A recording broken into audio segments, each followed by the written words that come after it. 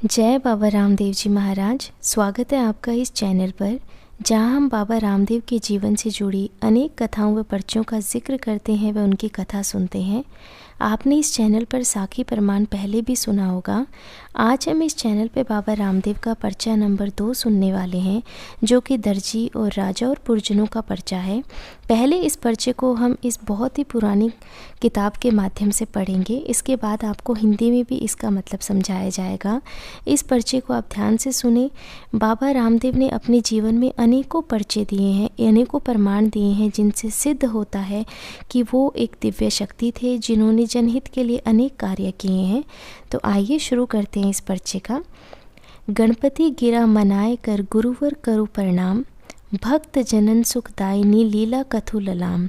रामदेव अवतार थे इसका द्वितीय प्रमाण, वंशीधर निज बुद्धिवत सादर करूं बखान। खम्मा खम्मा खम्मा हो कवर अजमाल रा, तवर वश अवतारी जियो। नीति नीति कहे ऋषि मुनि गावे, अपरम लीला धारी जियो। एक दिवस हरि घोड़ा ताई, रुसिया माने नहीं मनाया जियो। छोटा एक घोड़ा माते माने मंगा दे, बैठ रमण ने जावा जियो। तब रानी एक मत उपायो, दर्जी लियो बुलाए जियो।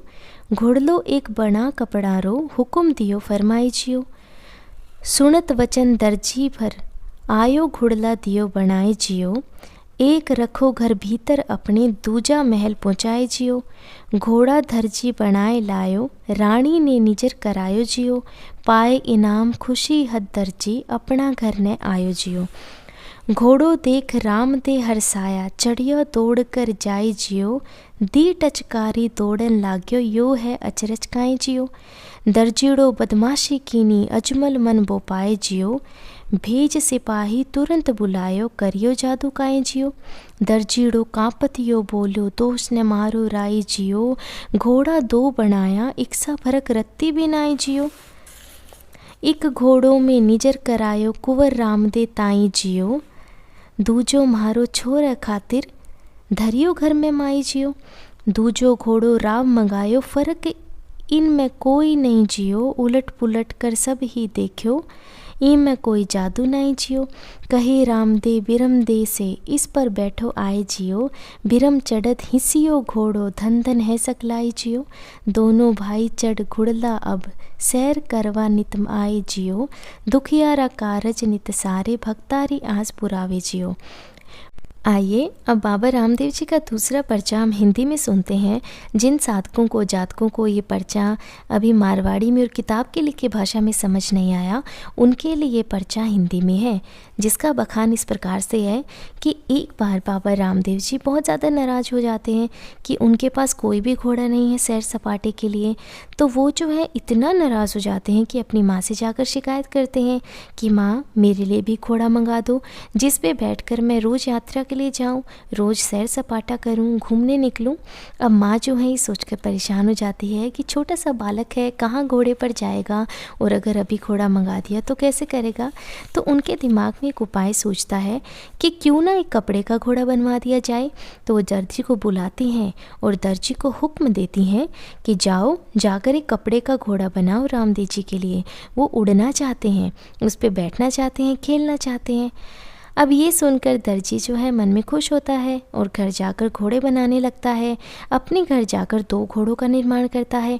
एक घोड़ा वो अपने पुत्र के लिए रख लेता है और दूसरा घोड़ा महल में भिजवा देता है। महल में घोड़ा आने के पश्चात रानी उसको देखती हैं, परखती हैं और खुश होकर दर्जी को इनाम देती हैं। दर्जी भी बड़ा खुश होता है, घोड़े का इनाम लेकर अपने घर जाता है। जैसे ही घोड़े पर रामदेव जी की नज़र पड़ती है, वो बहुत ही हर्षोत्साहित हो जाते हैं, बहुत खुश हो जाते हैं और भागकर दौड़कर उस पर बैठ जाते हैं।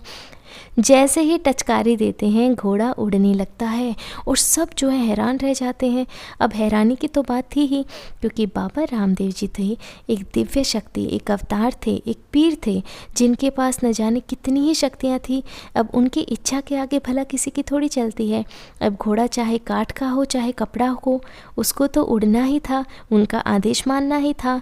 अब सबको लगता है कि दर्जी ने कोई ना कोई बदमाशी की है, उन्होंने ही कुछ गड़बड़ की होगी, कोई तो काला जादू किया होगा। तुरंत जाकर सिपाहियों को बुलाकर लाते हैं और भेजते हैं कि जाओ दर्जी को लेकर आओ। दर्जी बेचारा कांपता हुआ आता है और हाथ जोड़कर कहता है कि मेरा कोई दोष नहीं है, मैंने कुछ नहीं किया है। मैंने तो 2 घोड़े बनाए थे, एक अपने पुत्र के लिए और एक रामदेव जी के लिए। उनमें मैंने कोई फ़र्क नहीं रखा है। दूसरा घोड़ा जो है मेरे घर में रखा है, आप चाहो तो जाकर उसे देख सकते हो। आदेश पर जो है दूसरा घोड़ा मंगाया जाता है और दूसरे घोड़े को भी परखा जाता है, लेकिन दोनों में तो कोई भेद नहीं था।